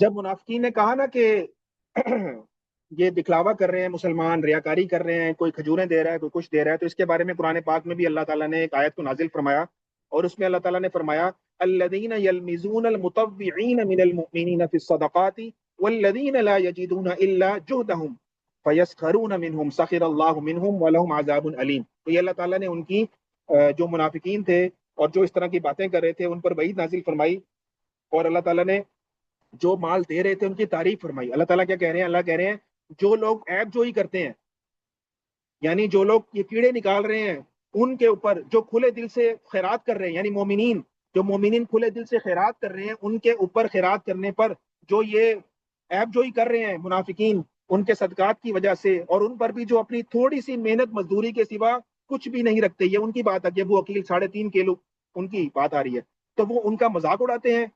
اللہ تعالیٰ کہتے ہیں ہم بھی ان کا مذاق اڑائیں گے قیامت کے دن، اور ان کے لیے دردناک عذاب ہم نے تیار کر مفہوم ہے آپ کا۔ تو یہ اللہ تعالیٰ نے ان کو جو ہے وہ سخت قسم کی جو ہے وعید جو ہے وہ ان کے بارے میں ہوئی۔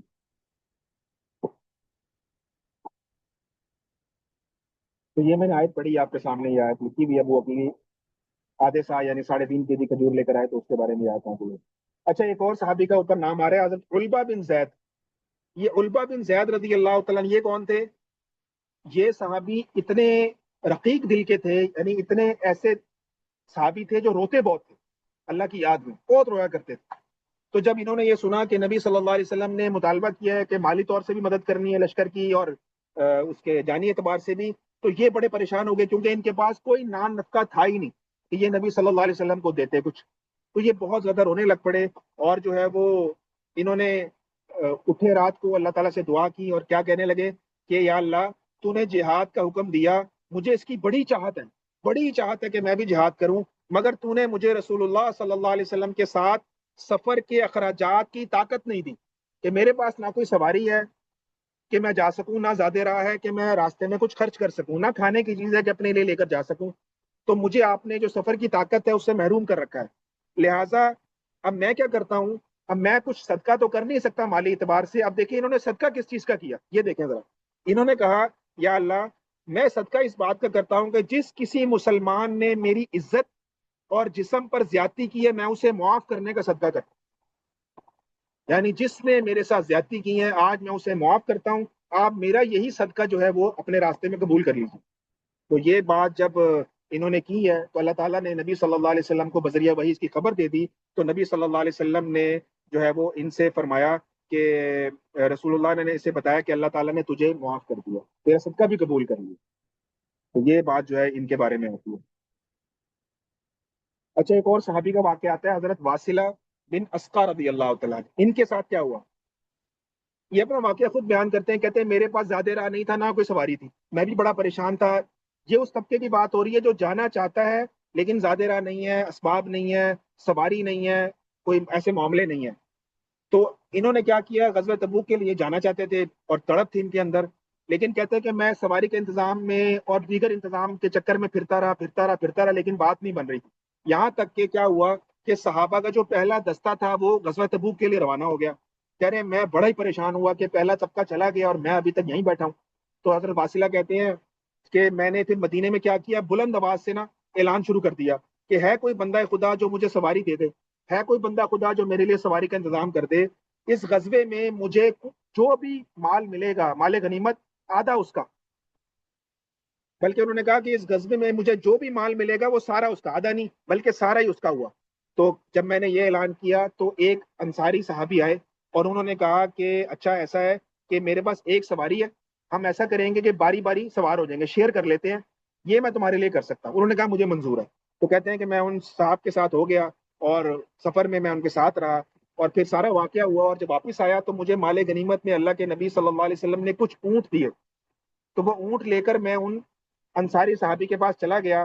وعدہ تھا میرا ان سے کہ جو مجھے مال ملے گا وہ میں سواری دینے والے کو دوں گا۔ تو حضرت باسلہ کہتے ہیں کہ میں اس بزرگ صحابی کے پاس چلا گیا جنہوں نے میری مدد کی تھی، باری باری سوار کیا تھا، اور میں نے ان کے سامنے اپنے جانور رکھے کہ یہ میرا مال غنیمت ہے، وعدے کے مطابق یہ سارا آپ کا ہے۔ تو وہ جو صحابی تھے وہ بھی جو ہے وہ بڑے ہی زبردست ایمان والے تھے۔ انہوں نے کہا کہ بھائی میں نے تمہارے ساتھ جو سفر کیا ہے وہ اس لیے نہیں کیا کہ میں مال غنیمت کے لالچ میں تمہیں اپنے ساتھ لے کر گیا ہوں، بلکہ میں نے اللہ کے لیے کیا، جاؤ تمہارا مال غنیمت تمہیں ہی مبارک ہو۔ تو کہتے ہیں کہ انہوں نے مجھے، واصلہ کہتے ہیں کہ میرا مال غنیمت بھی مجھے ہی واپس کر دیا اور میرا مال نہیں لیا۔ تو یہ اس موقع پر جو ہے ان کے ساتھ بھی یہ واقعہ جو ہے وہ پیش آیا۔ تو اس کے اندر کیا ہوا کہ کیونکہ حالات تنگ تھے تو اس میں اللہ کے نبی صلی اللہ علیہ وسلم کے ساتھ 30,000 لوگ جمع ہو گئے، 30,000۔ اب میں آپ سے تھوڑا امتحان لوں گا آپ لوگوں کا۔ نبی صلی اللہ علیہ وسلم کے پہلے غزوے میں کتنے لوگ تھے؟ غزوہ بدر میں 313۔ احد میں کتنے تھے؟ 700، 700 لوگ تھے احد میں۔ خندق میں کتنے تھے؟ 3,000۔ اچھا، فتح مکہ میں کتنے تھے؟ 10,000۔ غزوہ حنین میں کتنے تھے؟ 12,000۔ اور اب کتنے ہیں؟ 30,000۔ تو 313 سے جو شروع ہوئی کہانی وہ اب کرتے کرتے کرتے کرتے 30,000 تک اللہ تعالیٰ نے پہنچا دی۔ اور غزوہ تبوک کے بارے میں شاید میں شروع میں آپ کو بتا چکا ہوں کہ نہیں، یہ نبی صلی اللہ علیہ وسلم کی اس ظاہری حیات کا آخری غزوہ ہے، اس کے بعد غزوہ نہیں ہے۔ اس کے بعد پھر آگے اور واقعات ہیں، لیکن جو مغازی واقعات ہیں نبی صلی اللہ علیہ وسلم کی سیرت طیبہ کے اندر، یہ آخری واقعہ ہے جو جنگی اعتبار سے آپ کے سامنے میں پیش کر رہا ہوں۔ تو یہ غزوہ تبوک نبی صلی اللہ علیہ وسلم کی ظاہری حیات کا آخری غزوہ ہے جو کہ آپ علیہ الصلوۃ والسلام کی زندگی میں پیش آیا۔ تو اس میں 30,000 کے قریب کا لشکر ہے، جو لشکر جرار ہے بلکہ اسے کہنا چاہیے، وہ اس موقع کے اوپر نبی صلی اللہ علیہ وسلم کے ساتھ آئے۔ اور اس لشکر میں 30,000 کے لشکر میں 10,000 گھوڑے تھے، 10,000۔ غزوہ بدر میں کتنے گھوڑے تھے کسی کو یاد ہے؟ صرف 2 گھوڑے۔ اور غزوہ احد میں بھی آتا ہے تقریباً 2 گھوڑے ہی تھے، یا شاید 10 ہوں گے۔ تو کرتے کرتے یہ 10,000 گھوڑوں کے ساتھ یہ لشکر شاہ سوار جو تھے اس کے اندر موجود تھے۔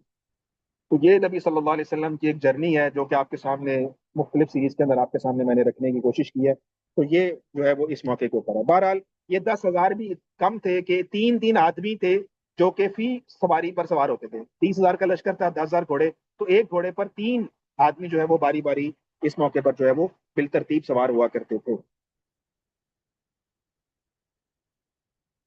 اچھا، اس موقع پر کچھ ایسے سچے صحابہ بھی تھے جو کہ ظاہری بات ہے معذور تھے یا کمزور تھے، بوڑھے تھے، بیمار تھے، نابینا تھے، وہ بھی نبی علیہ السلام کے پاس آئے اور کہنے لگے یا رسول اللہ جب اللہ تعالیٰ نے کہا ہے نکلو تو پھر ہمیں بھی نکلنا ہے۔ تو ان کے بارے میں بھی قرآن کی آیت نازل ہوئی تھی کہ لیس علی الضعفاء ولا علی المرضى ولا علی الذین لا یجدون ما ينفقون حرج، اور یہ پوری آیت اللہ تعالیٰ نے ضعیفوں کو، بیماروں کو، اور جو لوگوں کے پاس کچھ تھا نہیں جانے کے لیے کہ وہ خرچ کریں، تو ان پر اللہ تعالیٰ نے کہا کہ کوئی گناہ نہیں، اگر وہ نہیں جاتے اس غزوے میں تو ان پر کوئی گناہ نہیں ہے، جبکہ وہ اللہ اور اس کے رسول کے لیے خیر خواہی کرتے ہیں، اور نیکی کرنے والوں پر کوئی گرفت اللہ کہہ رہے ہیں ہم نے نہیں رکھی، اور اللہ بہت بخشنے والے ہیں، رحم کرنے والے ہیں۔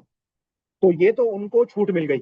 اس چھوٹ کی آڑ میں منافقین جو تھے نا، انہوں نے بھی فائدہ اٹھانے کی کوشش کی اور آتے تھے۔ اللہ تعالیٰ نے کہا نا کہ کوئی مجبوری ہے وہ نہ جائے، تو وہ بھی آ کر جھوٹی مجبوریاں بیان کرتے تھے، جھوٹے جھوٹے بہانے کرتے تھے، جھوٹے جھوٹے ہیلے بیان کرتے تھے۔ تو نبی صلی اللہ علیہ وسلم کے سامنے ایسی مسکین صورت بنا کر اپنے پرابلمس کو پیش کرتے تھے کہ آپ علیہ الصلوۃ والسلام ان کے ظاہر پر فیصلہ کرتے ہوئے ان کو نہ جانے کی جو ہے وہ اجازت دے دیا کرتے تھے کہ ٹھیک ہے آپ جو ہے وہ نہ جائیں۔ تو یہ نبی صلی اللہ علیہ وسلم کے سامنے آ کر ان لوگوں نے جھوٹے آنسوؤں کے ساتھ آپ علیہ الصلوۃ والسلام کی جو ہے وہ ہمدردیاں سمیٹنے کی، جسے کہہ سکتے ہیں آپ کے، وہ اس موقع پر جو ہے وہ کوشش کی۔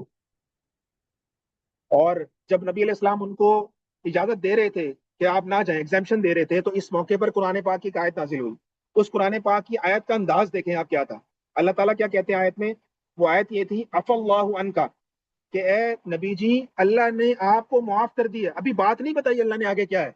پہلے کیا کہا؟ عف اللہ عنکا، اللہ نے آپ کو معاف کر دیا. اب آ رہی ہے بات آگے کہ کس بات پر معافی دے رہے ہیں. یہ اللہ تعالیٰ کا اپنے پیارے حبیب صلی اللہ علیہ وسلم سے بات کرنے کا بڑا ہی پیارا انداز ہے قرآن پاک کے اندر، کہ نبی صلی اللہ علیہ وسلم کی کوئی ایسی بات جو اللہ تعالیٰ اس کی تصحیح فرمانا چاہتے ہیں نا، تو اللہ تعالیٰ پہلے یہ کہتے ہیں کہ ہم نے آپ کو معاف کر دیا، آگے یہ بات ہے، ایسا نہ کریں.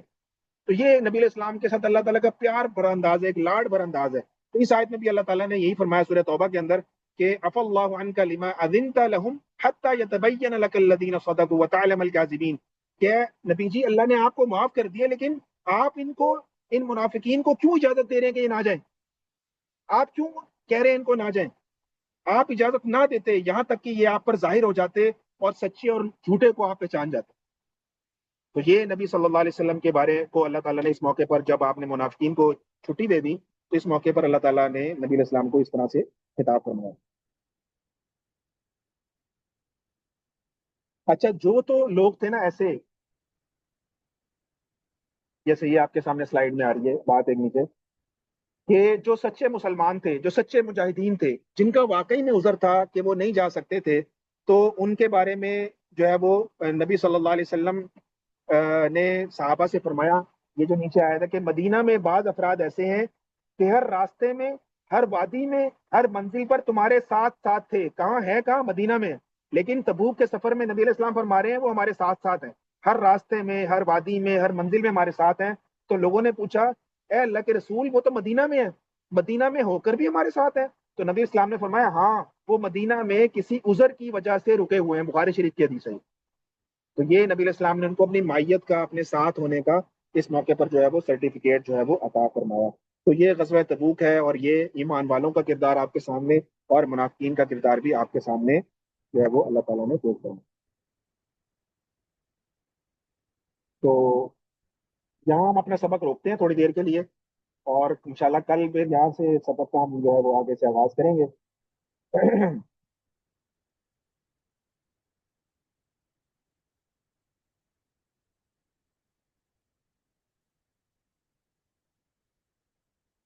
تو یہاں سے انشاءاللہ ہم سفر اپنے جو غزوہ تبوک کے قصے کا جو ہے انشاءاللہ کل یہیں سے کنٹینیو کریں گے. کسی صاحب کو کوئی سوال ہو تو وہ پوچھ لیں، آن لائن میں سے یا آن سائٹ میں سے کوئی پوچھنا چاہے تو. جی جی جی، وہ واقعہ ابھی آئے گا. ابھی تو لشکر روانہ ہونا ہے مدینہ سے، پھر راستے میں کہاں کہاں اس نے پڑاؤ ڈالنا ہے وہ ساری تفصیل آئے گی. پھر راستے کے کچھ واقعات ہیں وہ آئیں گے، اور پھر انشاءاللہ تبوک میں جب پہنچیں گے تو پھر وہاں کیا حالات بنے وہ انشاءاللہ پھر کل آپ کے سامنے آئے. جی جی جی جی جی جی جی جی جی. وہ جو آپ کو میں نے 6 طبقات بتائے نا، اس میں جو چوتھا طبقہ میں نے بتایا تھا کہ 3 لوگ ایسے تھے وہ مسلمان، لیکن اپنی کسی وجہ سے وہ نہیں جا سکے. تو ان 3 میں سے یہ کعب بن مالک ہیں، اور ایک مرارہ بن ربیع اور ایک حلال بن امیہ. تو ان 3 انشاءاللہ واقعہ صحابہ کا وہ آئے گا.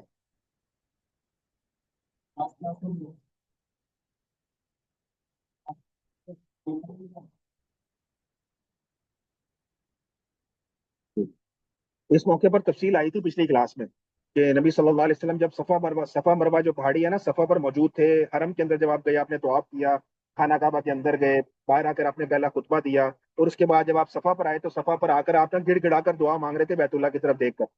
تو اس وقت کچھ انصاری جو تھے نا، وہ باتیں کرنے لگ پڑے، اور کہنے لگ پڑے کہ نبی صلی اللہ علیہ وسلم کی محبت دیکھ رہے ہو اپنے شہر سے، بیت اللہ سے، ہمیں تو لگتا ہے ایسا ہے کہ اب یہ مدینہ نہیں جائیں گے. تو اللہ تعالیٰ نے فوراً نبی علیہ السلام پر وحی فرمائی اسی وقت. تو صحابہ کا انداز یہ تھا کہ جب نبی علیہ السلام پر وحی نازل ہوتی تھی نا، تو سب اپنی نظریں جھکا لیتے تھے ادب کے اندر، اور کوئی دیکھ نہیں پاتا تھا آپ علیہ الصلوۃ والسلام. تو صحابہ کہتے ہیں ہم نے سب نے اپنے چہرے نیچے کر لیے، اور نبی صلی اللہ علیہ وسلم کے اوپر جب وحی کا نزول ختم ہو گیا، تو نبی علیہ السلام نے اپنا چہرہ مبارک اٹھایا اور کہنے لگے کہ تم لوگوں نے جو بات کی ہے نا، انصار سے کہنے لگے کہ تم لوگوں نے جب یہ بات کی ہے نا مجھے پتہ لگ چکی ہے. پھر آپ نے انصار کو کہا کہ انصار، میں اگر ہجرت کا سفر میرے مقدر میں نہ لکھا ہوتا، میں تم ہی انصاری میں سے ایک انصار ہوتا، یعنی میری پیدائش ہی مدینہ میں ہوتی. تو میرا جو ہے نا جینا مرنا انصار تمہارے ساتھ ہے. اور آج دیکھ لیں اللہ تعالیٰ کے نبی نے یہ وعدہ پورا کر کے دکھایا کہ نہیں دکھایا. آج ساری زندگی بھی وہیں گزاری، اور آپ کا جو قبر مبارک ہے، روزہ مبارک ہے، وہ بھی مدینہ میں انصار کے شہر کے اندر ہے. تو یہ اس موقع پر بات آئی تھی، تفصیل سے اور بھی اس میں بات تھی، وہ آپ ریکارڈنگ میں سن لینا، آپ کو انشاءاللہ معلوم ہوگا جی۔